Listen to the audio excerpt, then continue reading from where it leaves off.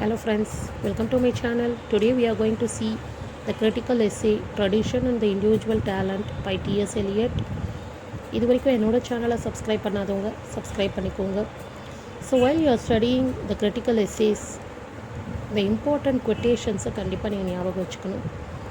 So this essay, the Tradition and Individual Talent, it comes in the Unit 4 PGTRB English syllabus.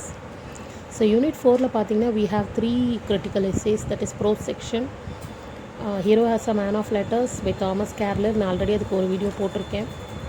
And Matthew அர்னால்டோட the study of poetry இருக்குது. நான் அடுத்த வீடியோவில் அதை உங்களுக்கு post பண்ணுறேன்.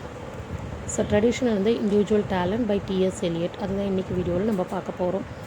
கிரிட்டிக்கல் எஸ்ஸேஸ் நீங்கள் படிக்கும்போது கண்டிப்பாக வந்து எந்தெந்த ஆத்தர் என்னென்ன மாதிரியான கொட்டேஷன்ஸ் எந்த ஆத்தர் மேலே சொல்லியிருக்காங்கன்றதை கவனமாக படிச்சுக்கோங்க. பிகாஸ் அந்த மாதிரி கொஷின்ஸ் இப்போ நிறைய கேட்க ஆரம்பிச்சிட்டாங்க. ஸோ ஒரு ஆத்தரை பற்றி ஒரு கொட்டேஷனை கொடுத்து அது எந்த ஆத்தர் சொன்னது அப்படின்ற மாதிரி, இல்லாட்டி ஒரு கொட்டேஷனை கொடுத்து இது யாருக்காக சொல்லப்பட்டது, யார் சொன்னது அப்படின்னு கேட்குறாங்க. ஸோ அதனால் நீங்கள் கிரிட்டிக்கல் எஸ்ஸேஸ் எப்போவுமே ஒரிஜினல் டெக்ஸ்ட்டை ஒரு டைம் படிச்சிங்கன்னா it will be better to remember for you. So let us see the essay. So the T.S. Eliot, that is Thomas Stearns Eliot, he has written so many critical works. So in the essay Tradition and the Individual Talent, first published in the year 1919, எதெல்லாம் பார்த்தீங்க த egoist அப்படிங்கிற ஒரு மேகசினில் 1919 2 பார்ட்ஸாக இதை வந்து publish பண்ணியிருக்காங்க. September to October issue and November to December issue. And அதுக்கப்புறம் எலியட்டோட first book of criticism the sacred wood, அது வந்து பார்த்திங்கன்னா 1920 பப்ளிஷ் ஆகிருக்கு. அதுலேயும் இந்த எஸ்ஸே வந்து இன்க்ளூட் பண்ணி புக்காக பப்ளிஷ் பண்ணும்போது பண்ணியிருக்காரு.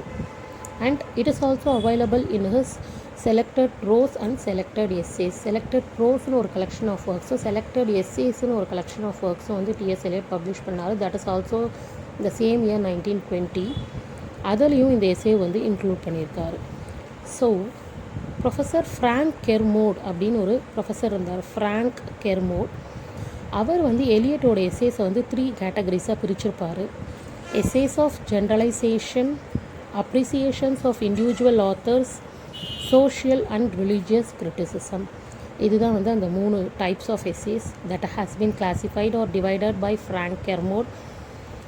எலியட்ஸோட எஸ்ஸேஸை இந்த மாதிரி பிரிச்சிருக்காங்க. ஸோ எஸ்ஸேஸ் ஆஃப் ஜென்ரலைசேஷன் பொதுவாக வந்துட்டு காமனாக அவர் எழுதின எஸ்ஸேஸ் இதில் வரும்.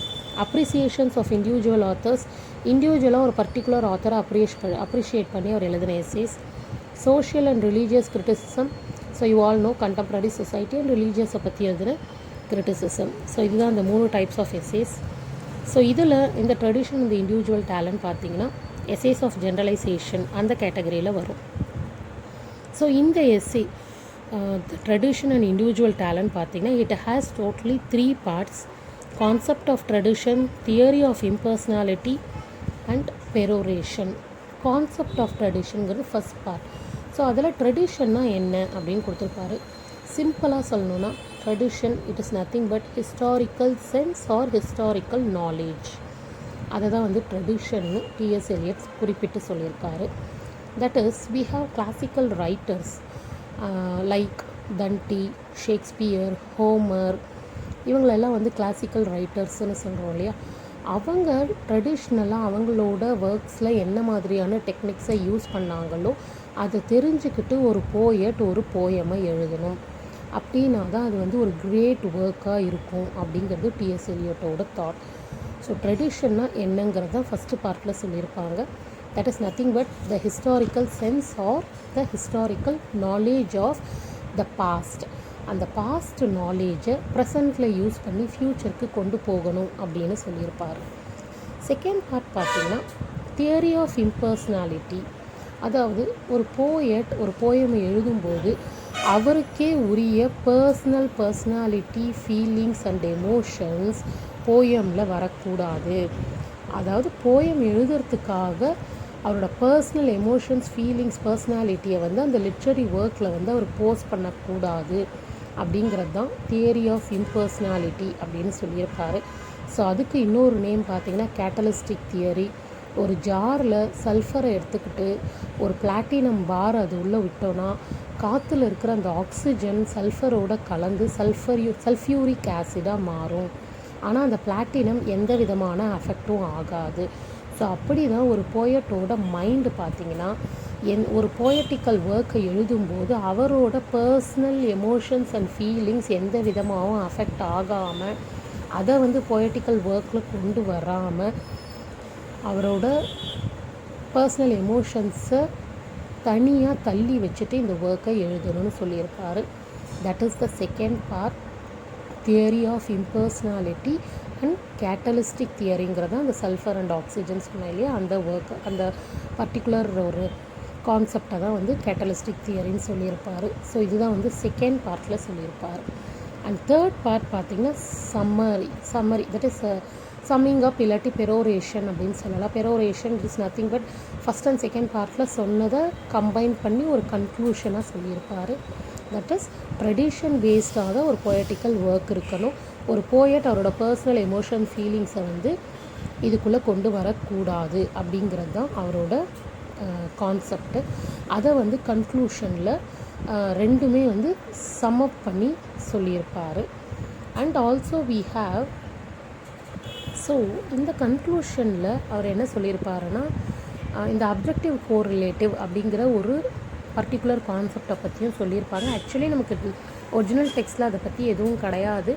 But we have to know traditional individual talent படிக்கிறவங்க இந்த அப்ஜெக்டிவ் கோரிலேட்டிவ் பற்றியும் தெரிஞ்சிருக்கணும். அவர் ஒரே ஒரு வேர்ட் மட்டும் அங்கே சொல்லியிருப்பார். That is objective correlative. அதாவது இந்த கான்செப்டை வந்து அவர் எங்கே சொல்லியிருப்பாருன்னு பார்த்தீங்கன்னா, அவரோட இன்னொரு critical essay Hamlet and is problems அப்படிங்கிற ஒரு கிரிட்டிக்கல் ஒர்க் இருக்குது. அந்த கிரிட்டிக்கல் ஒர்க்கில் தான் வந்து இந்த அப்ஜெக்டிவ் கோரிலேட்டிவ் அப்படிங்கிற வேர்டையே வந்து அவர் யூஸ் பண்ணியிருப்பார். ஸோ இந்த கான்செப்ட் அப்ஜெக்டிவ் கோரிலேட்டிவ்ங்கிற கான்செப்டை ஃபஸ்ட்டு காயின் பண்ணது யாருன்னு பார்த்தீங்கன்னா, ஒரு அமெரிக்கன் போயட். அவரோட நேம் பார்த்தீங்கன்னா வாஷிங்டன் ஆல்ஸ்டோன். அந்த போயட்டோட நேம் வந்து Washington Allston. He is from America. So he coined this term objective correlative in is lecture on art and theory. Okay, but it has been introduced by Eliot. Coin பண்ணது ஆல்ஸ்டனாக இருந்தாலும் அது introduce பண்ணது DS Eliot தான். எங்கன்னு பார்த்தீங்கன்னா, already சொன்னால் அவரோட இன்னொரு critical essay Hamlet and is problems அப்படிங்கிற கிரிட்டிக்கல் எஸ்ஸேயில் ஹேம்லெட் தட் ஷேக்ஸ்பியரோட ஹேம்லெட் ட்ராமா இருக்கு இல்லைங்களா, அதை பற்றின ஒரு ரிவ்யூ தான் வந்து அந்த கிரிட்டிக்கல் எஸ்ஸேயில் கொடுத்துருப்பாரு. So he says Hamlet it is an artistic failure. ஹேம்லெட்டை வந்து ஒரு ஆர்டிஸ்டிக் ஃபெயிலியர்னு டிஎஸ் எலியட் சொல்லியிருப்பார். Because it is want of objective correlative இல்லாததுனால ஹேம்லெட் வந்து ஒரு ஆர்டிஸ்டிக் ஃபெயிலியர்னு சொல்லியிருப்பார். ஸோ அப்ஜெக்டிவ் கோரிலேட்டிவ் என்ன அப்படின்னு பார்த்தீங்கன்னா, ஷேக்ஸ்பியரோட மேக்பெத் பிளே நமக்கு சிலபஸில் இருக்கலையே, அதில் ஒரு ஸ்லீப் வாக்கிங் சீன் வரும். லேடி மேக்பெத்துக்கு வந்து பார்த்திங்கன்னா ஸ்லீப் வாக்கிங் தட் இஸ் அந்த டிசீஸை நம்ம சயின்டிஃபிக்கலாக வந்து சோம்னாம்புலிசம் அப்படின்னு சொல்லுவோம். ஸோ அந்த டிசீஸால் வந்து அவங்க ஏன் அஃபெக்ட் ஆனாங்க அப்படின்னு பார்த்தீங்கன்னா, டங்கனை கில் பண்ணதோட கில்ட்டி கான்ஷியஸ் வந்து அவங்களுக்கு அஃபெக்ட் ஆகிருப்பாங்க.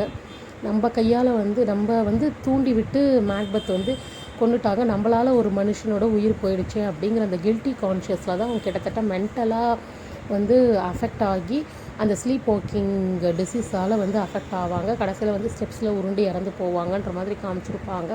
கைகளை வந்து அடிக்கடிக்க கழுவிட்டே இருப்பாங்க. அரேபியன் பர்ஃப்யூம்ஸ் போட்டால் கூட என்னோடய கையில் இருக்கிற அறுக்கெல்லாம் போகாது அப்படின்னு சொல்லி, அந்த பிளட் ஸ்ட்ரெயின்லாம் போகாதுன்னு சொல்லியிருப்பாங்க. ஸோ இந்த மாதிரி அவங்களோட கில்ட்டி கான்ஷியஸை வந்து ஒரு ஸ்லீப் வாக்கிங் சீன் மூலமாக எடுத்து காமிச்சாங்க இல்லையா, அதுதான் வந்து அப்ஜெக்டிவ் கோரிலேட்டிவ். ஒரு பர்டிகுலர் எமோஷனை ஏதாவது ஒரு சிம்பிள் இல்லாட்டி செயின் ஆஃப் ஈவெண்ட்ஸ் மூலமாக காமிக்கிறது அப்ஜெக்டிவ் கோரிலேட்டிவ்னு சொல்லியிருப்பாங்க. ஸோ இது வந்து கன்க்ளூஷனில் ஒரு இடத்துல ஒரே ஒரு சென்டென்ஸ் மட்டும் கொடுத்துருப்பாங்க. ஸோ ட்ரெடிஷன் ஹிஸ்டாரிக்கல் நாலேஜோட ஒரு போயட் தன்னோட பர்சனல் எமோஷன்ஸ் அண்ட் ஃபீலிங்ஸை இல்லாமல் கொடுத்துருக்கணும். அப்புறம் வேர்ட்ஸ்வொர்த் எமோஷன்ஸ் ரீகலெக்டட் இன் ட்ரான்க்யூலிட்டி அப்படின்னு ஒரு டெஃபினேஷன் கொடுத்துருப்பாரு போயமுக்கு. அதை வந்து இவர் டைரெக்டாகவே வந்து ரிஜெக்ட் பண்ணுறாரு. ஏன்னா emotions and feelings, personal emotions and ஃபீலிங்ஸே போயம்லையோ இல்லை லிட்ரரி ஒர்க்லேயோ அஃபெக்ட் ஆகக்கூடாதுங்கிறது தான் டிஎஸ் எலியட்டோட தாட்டு. அதனால் வேர்ட்ஸ்வொர்த்தோட இந்த கான்செப்டை வந்து அவர் ரிஜெக்ட் பண்ணுறாரு. ஸோ இதுதான் ஃப்ரெண்ட்ஸ் இந்த எஸ்ஸேல சொல்லியிருக்காங்க. Thank you. If you feel it is useful, share it with your friends. Thank you.